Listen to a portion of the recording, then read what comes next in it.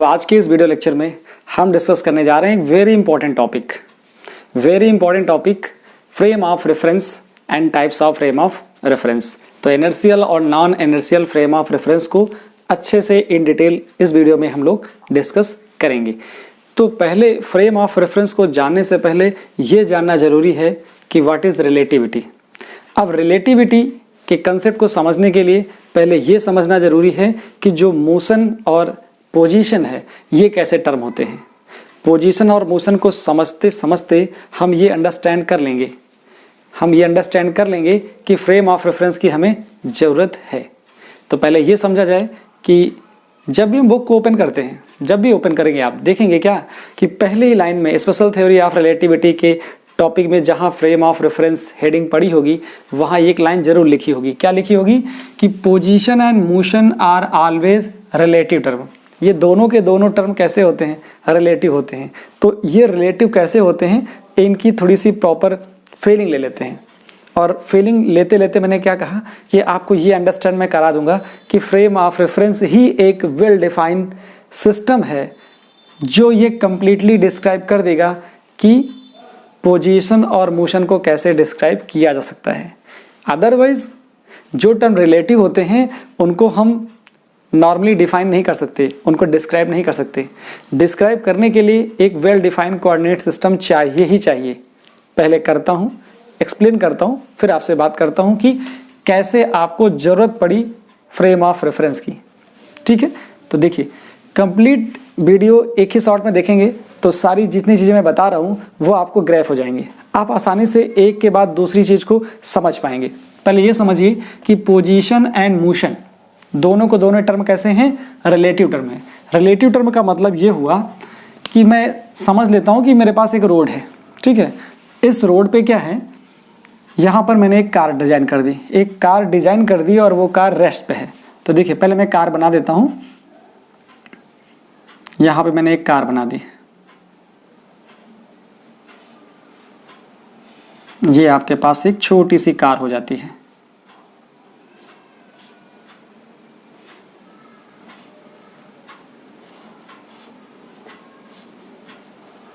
ठीक है, और इस कार के पास मैंने यहाँ दो पहिए लगा दिए, देखो ये लगा दिए, और यहाँ पे इसका एक व्हील्स ये लगा दिया, और थोड़ा सा इसको और अच्छे से बना देता हूँ ये।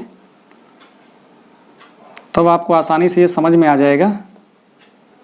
ठीक, ये देखिए ये आपको समझ में आ गया कि ये कार है। और इस कार में देखिए यहाँ पर मैंने एक ड्राइवर बैठा दिया है।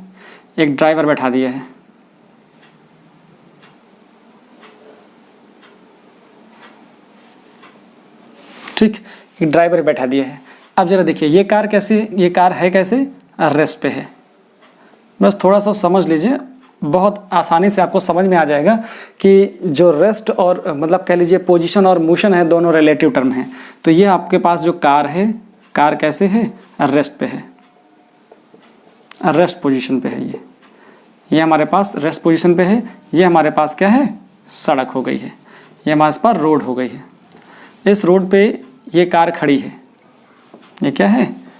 इस रोड पे ये कार खड़ी हुई है।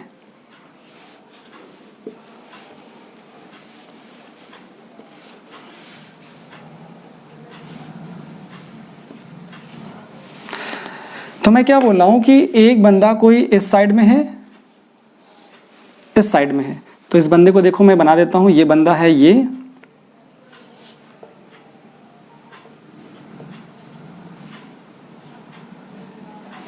बंदा ये है। ठीक, ये बंदा क्या करता है, इसका अगर ये इस साइड में है तो यहाँ से जो ऑब्जर्व करता है इस कार को, तो इस साइड में इसका राइट होता है, इस साइड में ये लेफ्ट होता है। और एक बंदा दूसरा जो इधर है वो ये है,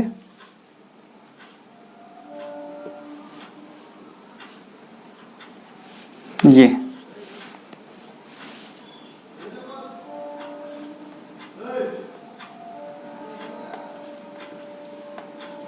ठीक, तो यहाँ ये बंदा है, ये ऐसे मैंने कर दिया, सॉरी। थोड़ा गंदा हो गया, देखिए ये।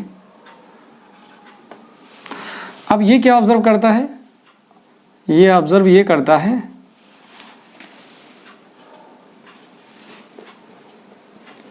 ये ऑब्जर्व करता है कि जब ये उस साइड से देखेगा, जब ये उस साइड से देखेगा तो उसको क्या लगेगा कि ऐसा कुछ होगा। इस दर से देख रहा हूं तो मेरा राइट ये है और ये लेफ्ट है, तो ये इसका राइट हो जाएगा और ये इसका लेफ्ट हो जाएगा।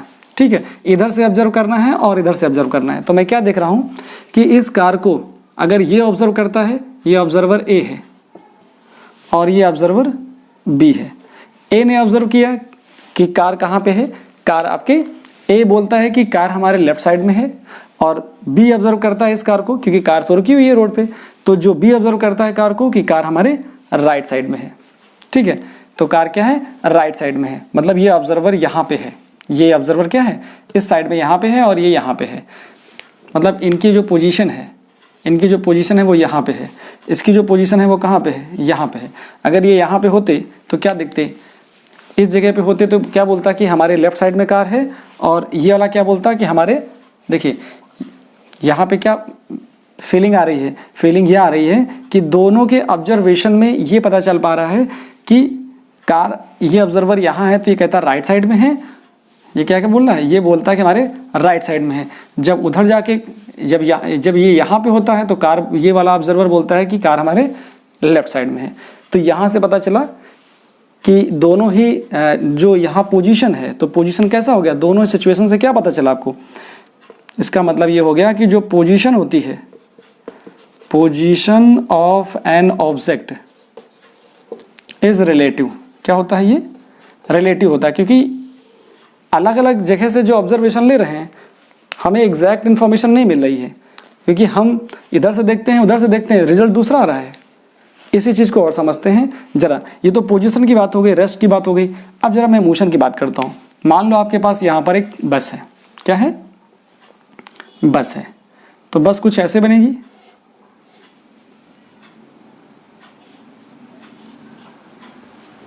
चलो ये बस बन गई। इस बस को कुछ मैंने ऐसे बना दिया और यहाँ पे मैंने इसके व्हील्स लगा दिए, देखो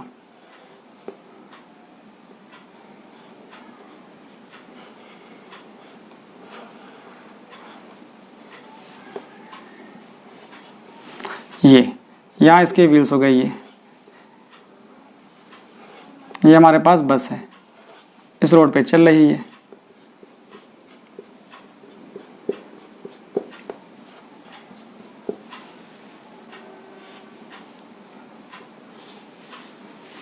ठीक, तो इस बस के सामने मैंने ये कुछ ऐसा बना दिया, इधर जा रही है बस ये, इसको और थोड़ा सा मैं ऐसे कर दूं, ऐसा हो गया।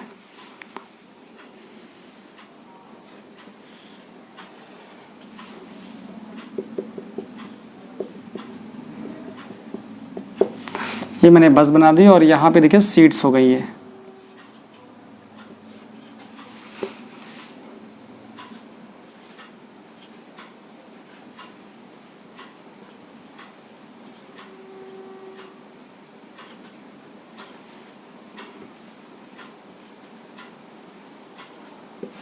ऐसे लोग यहाँ बैठ सकते हैं। तो ये हमारे पास एक बस हो गई। बस क्या है, बस मूविंग फॉर्म में है। बस हमारी इधर जा रही है 60 किलोमीटर पर आवर की स्पीड से।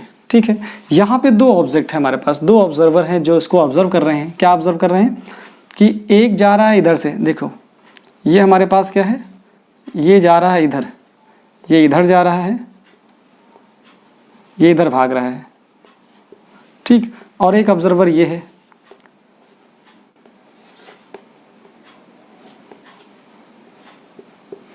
ये इधर भाग रहा है।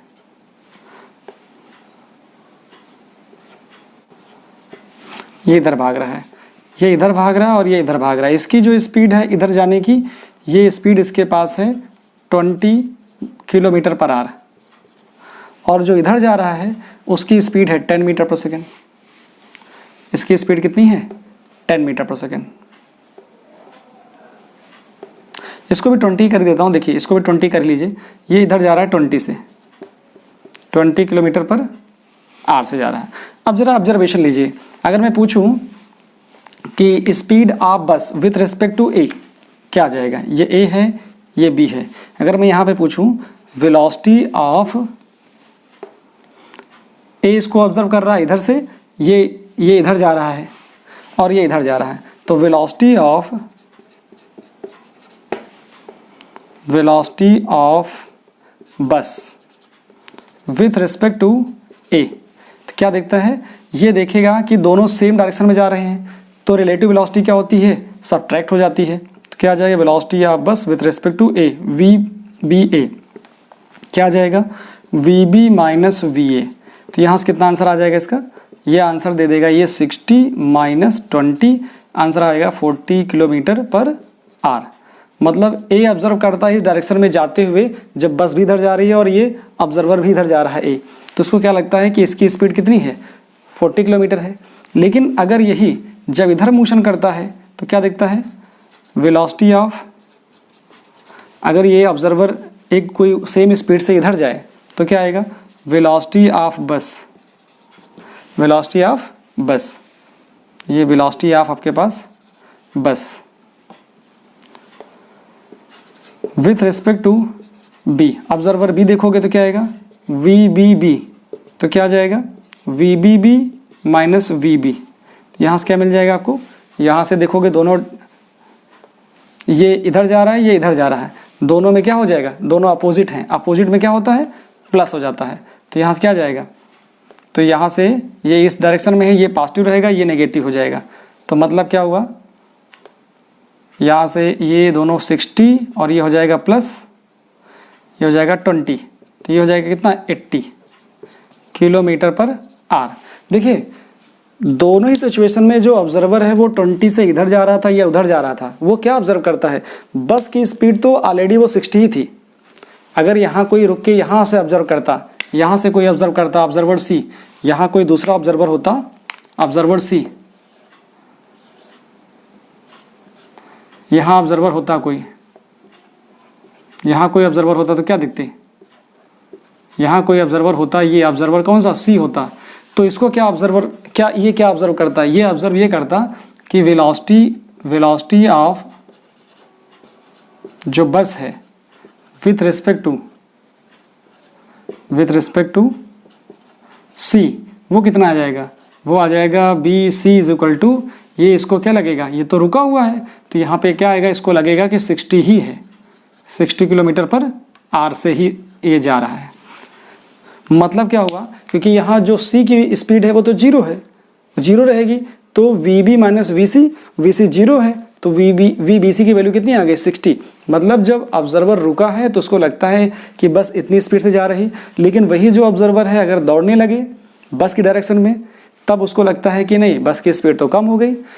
और वही ऑब्जर्वर अगर सी बी बन जाए और वो बस के अपोजिट दौड़े, तो क्या लगता है कि जो यहाँ पर बस की स्पीड है उसको क्या लगता है? बढ़ गई है। कितनी हो गई है? 80 किलोमीटर। तो यहाँ से क्या पता चल रहा है कि जो मोशन है क्या है? क्योंकि यहाँ पर बस कैसे है? मोशन में है। तो मोशन कैसा टर्म हो गया? मोशन हो गया, क्योंकि अलग अलग जगह से अलग अलग तरीके से जो ऑब्जर्व करते हैं, अगर ये एब्सोल्यूट होता तो चेंजेस नहीं आते। तो इसका मतलब मैं कह सकता हूँ कि मोशन कैसा होता है? मोशन कैसा टर्म हो गया? मोशन इज रिलेटिव टर्म हो गया। यहाँ लिखा सकता है hence motion is a relative term. तो पहले ये बात हम समझ पाएं कि रिलेटिव टर्म्स हो गए। तो यहाँ पर मैं आपको बस एक लाइन में अब डिफाइन कर दूं कि हमने जो बात करी है कि what is the requirement of frame of reference. अब यहाँ से आपको समझ में आएगा मैं क्या बोल रहा हूँ कि position and motion both are relative term. तो मोशन और पोजीशन को डिस्क्राइब करने के लिए या डिस्क्राइब करना मीनिंगलेस होगा, यह हम डिस्क्राइब नहीं कर सकते, क्योंकि ये टर्म कैसे हैं? रिलेटिव टर्म्स हैं।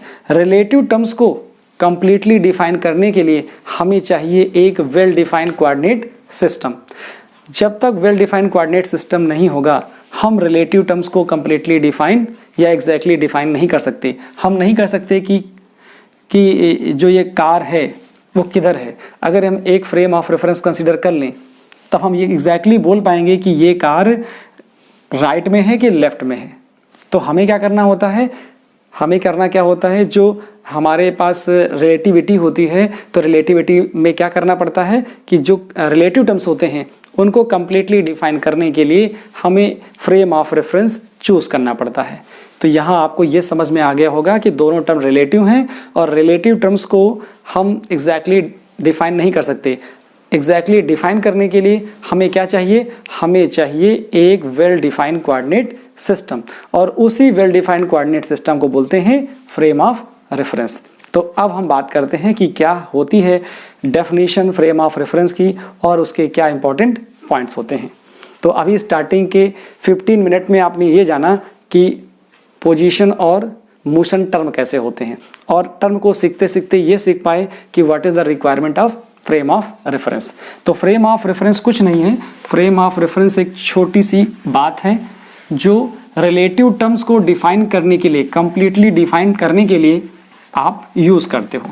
क्या होता है, it is a set of coordinate system. क्या होता है, frame of reference, frame of reference क्या हो गया, इट इज अ, या ऐसा लिख दूं मैं, the set of coordinate system, the set of coordinate system एक कोऑर्डिनेट सिस्टम का सेट है relative to which, relative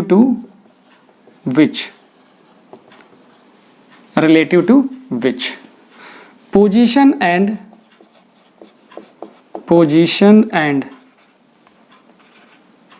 motion. क्या कर सकता हूं मैं, set of coordinate system relative to which position and motion of body लिखिए या पार्टिकल लिखिए या फिर पॉइंट ऑफ स्पेस लिखिए, point of space can be described.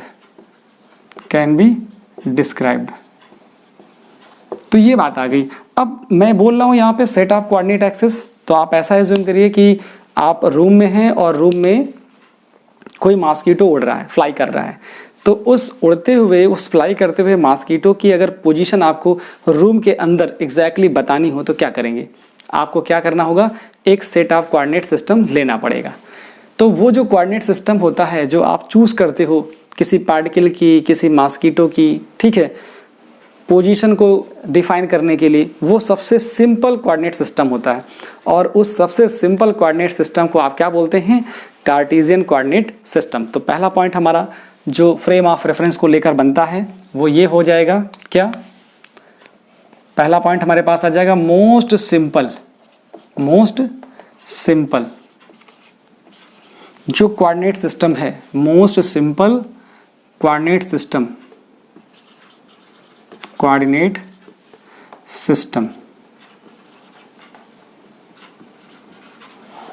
is a Cartesian coordinate system. Most simple coordinate system is a Cartesian coordinate system in which position of particle can be described by 3 number, क्या बोलता हूं मैं, 3 number या 3 coordinate axis, are 3 coordinate axis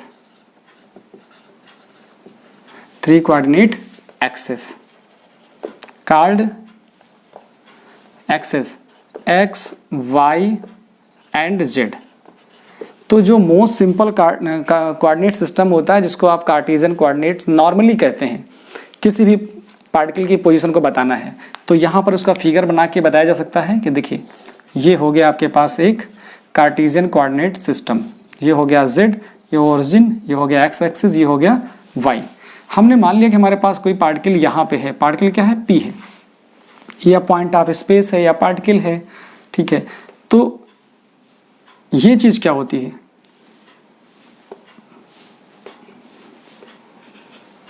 ये होता है position vector of particle. क्या होता है, पोजीशन वेक्टर ऑफ पार्टिकल।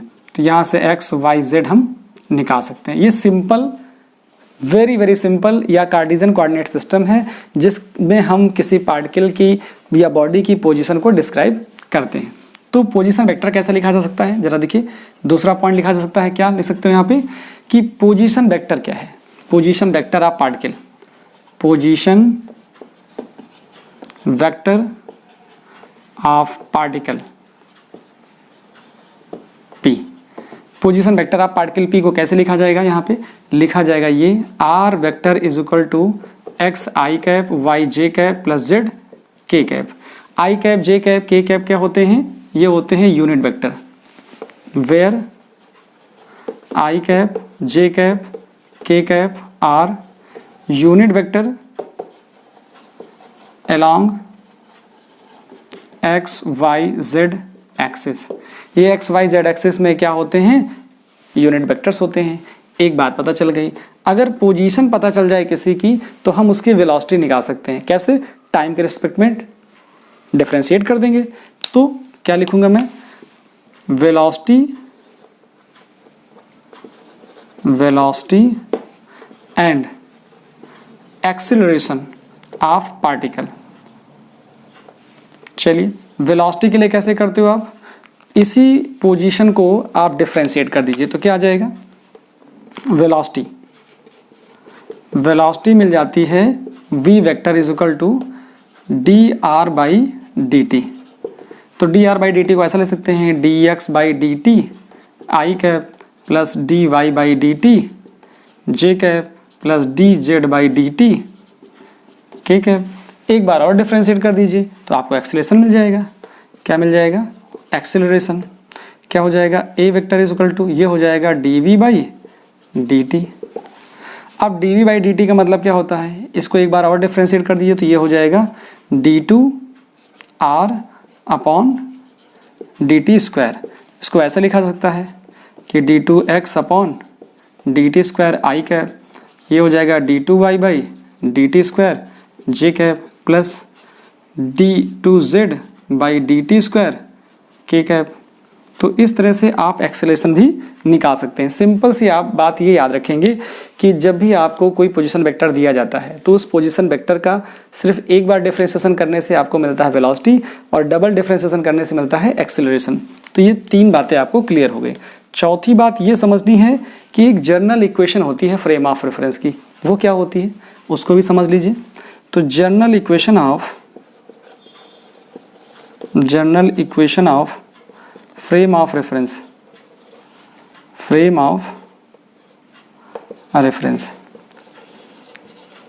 तो general equation of frame of reference क्या होती है, जरा देखिए। आपको ये पता हो गया है आर, क्या पता हो गया है आर, इसको मैं डैश कर देता हूँ, यहाँ लिखता हूँ मैं R is equal to x I cap plus Y J cap plus Z के कैप, ये होता है। चलिए इसका मैग्नीट्यूड निकालिए, क्या आएगा, इसका मैग्नीट्यूड निकालेंगे तो अंडर रूट यहाँ से आएगा X square plus Y square plus Z square आएगा। एक बार और इसको स्क्वायर कर दीजिए तो क्या आ जाएगा, ये आ जाएगा r square equal to x square plus Y square plus Z square आ जाएगा। अभी क्या हो सकता है, इसका और आगे लिखा जा सकता है। यहाँ से देखिए, इसको मैं ले सकता हूँ X square plus Y square plus Z square minus R square is equal to 0। होता क्या है आपको पता ये है, since R is equal to क्या होगा, आर इज इक्वल टू होता है सी इंटू टी। तो यहाँ पुट कर देंगे तो क्या मिल जाएगा, यहाँ पुट कर देंगे तो क्या मिल जाएगा, X square plus Y square plus Z square minus C square T square equal to 0। ये होती है जनरल इक्वेशन ऑफ, इसको बोलते हैं क्या, this is general equation of frame of reference. तो आपको जनरल इक्वेशन भी फ्रेम ऑफ रेफरेंस की मिल गई। तो मैंने आपको 4 पॉइंट्स क्लियर कर दिए, ठीक है। अभी भी कुछ पॉइंट्स हैं, पहले इसको हटा देता हूँ, आप इसका पहले स्क्रीनशॉट ले लीजिए, फिर मैं बात करूँ। देखिए most simple coordinate system Cartesian हो गया, पोजीशन वेक्टर पता चल गया, वेलोसिटी और एक्सेलरेशन पता चल गया, आपको general equation of frame of reference मिल गई। ठीक है, अब मुझे ये बताना है कि अगर मैं एग्जैक्टली ये कह दूं कि टाइम भी पता करना हो तो कैसे पता करूं किसी पार्टिकल की कोई भी पार्टिकल किस टाइम पर कहां पर है, तो उसके लिए क्या करना पड़ेगा। चलिए स्क्रीनशॉट लीजिए, चलिए देखिए।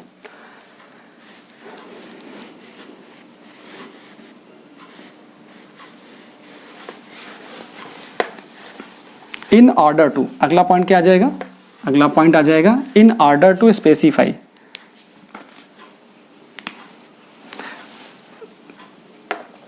ये भी हटा देता हूं, इसकी भी जरूरत नहीं है। In order to specify,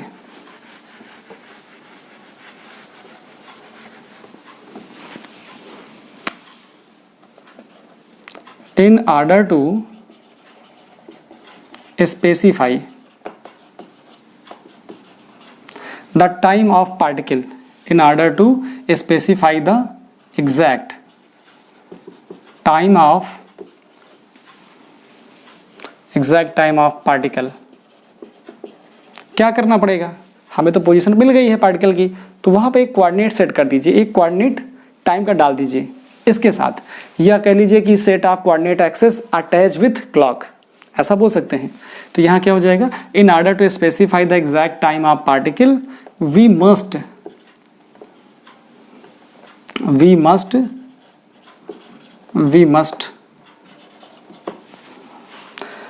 assign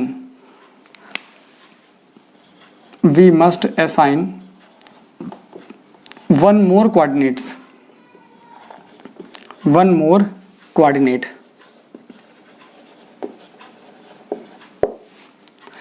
we must assign one more coordinate with Cartesian coordinate system, Cartesian coordinate system called time coordinate।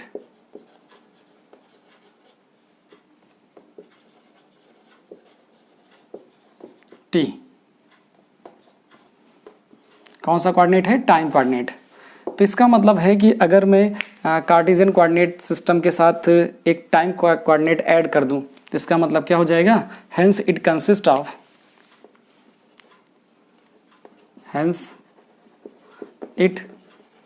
Of 4 coordinates x, y, z, t। क्या हो जाएगा, x, y, z and t हो जाएगा। अब मैं बात करता हूं कि 4 कोऑर्डिनेट सिस्टम को कहते क्या है। 4 कोऑर्डिनेट सिस्टम मतलब यहाँ पे x है, y है, z है और साथ मैंने एक और ऐड कर दिया क्या, टाइम का कोऑर्डिनेट। तो क्या हो जाएगा 4 कोऑर्डिनेट सिस्टम। तो frame of reference of 4 coordinate system, इसको बोला जाता है स्पेस टाइम कोऑर्डिनेट सिस्टम। क्या बोलते हैं, 4 कोऑर्डिनेट सिस्टम को बोलते हैं frame of reference of 4 coordinate system. 4 coordinates axis बोल दीजिए, 4 कोऑर्डिनेट सिस्टम बोल दीजिए, 4 कोऑर्डिनेट सिस्टम में लिखिए, ठीक है कोई प्रॉब्लम नहीं। 4 coordinate system are called space time frame of reference,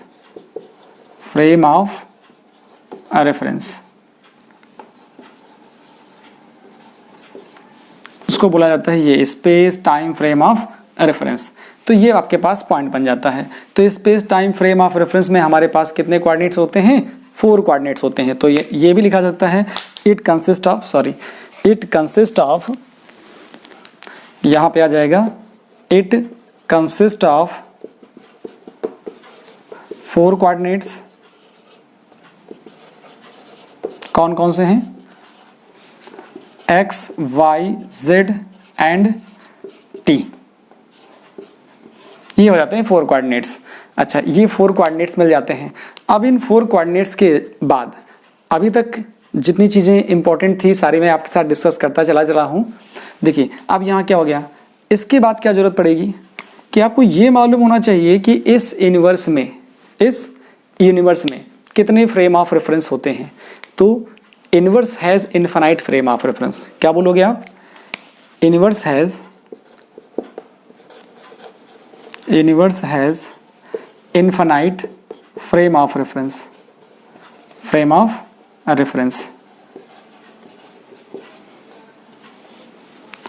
तो इस यूनिवर्स में इनफाइनाइट फ्रेम ऑफ रेफरेंस होते हैं। हम चाहे फ्रेम ऑफ रेफरेंस रेस्ट वाला हो, चाहे वो कांस्टेंट वेलोसिटी से मूव कर रहा हो, वो सारे के सारे हमारे पास जो फ्रेम होते हैं वो क्या होते हैं? फ्रेम ऑफ रेफरेंस हम कंसिडर कर सकते हैं। तो आगे इसके बाद हम लोग देखेंगे types of frame of reference.